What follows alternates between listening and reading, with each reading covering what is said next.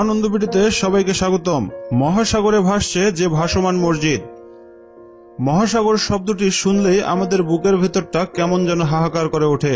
কল্পনার ক্যানভাসে ভেসে ওঠে শুধু সফেদ ফেনা আর নীল পানি। থেকে থেকেই সেখানে বিশাল আকারের উত্তাল ঢেউ আসছে পড়ে। কিন্তু কাউকে যদি বলা হয় মহাসাগরের বুকেই ভাসমান রয়েছে একটি মসজিদ, তাহলে প্রথমবার যে কেউ তা অবিশ্বাস করতে বাধ্য। কিন্তু অবিশ্বাস্য হলো সত্যি যে গ্র্যান্ড মস্ক হাসান 2 নামের মসজিদটির 1/3 মহাসাগরে অবস্থিত। গ্র্যান্ড মস্ক হাসান 2 মসজিদটি যে শুধুমাত্র আটলান্টিক মহাসাগরের বুক তীরে অবস্থান করেই একটি বিশেষ মর্যাদা লাভ করছে তা কিন্তু নয়, এটি মরক্কো সহ আফ্রিকার সবচেয়ে বড় মসজিদের মর্যাদাও লাভ করেছে। মসজিদটি তৈরি করেন মরক্কোর বাদশাহ দ্বিতীয় হাসান এবং নির্মাণ করেন ফরাসি কোম্পানি বয়গিস, আর এর নকশা করেন ফরাসি স্থপতি মিশেল পিনচিউ। 22.24 একর জায়গার উপর অবস্থিত এই মসজিদটিতে একসাথে লক্ষাধিক মুসল্লি নামাজ আদায় করতে পারেন।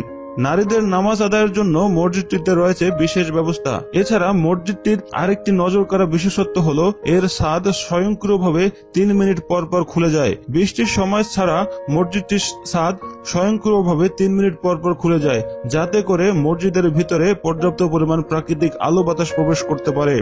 গ্র্যান্ড মস্ক হাসান 2 মসজিদের উচ্চতা 65 মিটার, মেহরাবের উচ্চতা 2 তলা ভবনের সমান ও মিনারের উচ্চতা 210 মিটার বা 689 ফিট। সুবিশাল এই মিনারের উপর রয়েছে লেজার রশ্মি, যা নাবিকদের পবিত্র কাবা শরীফের পথ দেখিয়ে থাকে।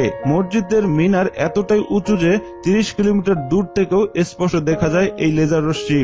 মসজিদটির মূল ভবনের সাথেই রয়েছে অজুখানা, লাইব্রেরি ও কুরআন শিক্ষালয়। শুধু তাই নয়, মসজিদটিতে রয়েছে একটি কনফারেন্স রুমও। 2500 পিলার মসজিদটিকে ধারণ করে আছে। এর ভেতরের পুরোটাই টাইলস বসানো। মসজিদের ভেতরের পাশাপাশি বাইরেও দেখা যায় নান্দনিকতার ছোঁয়া।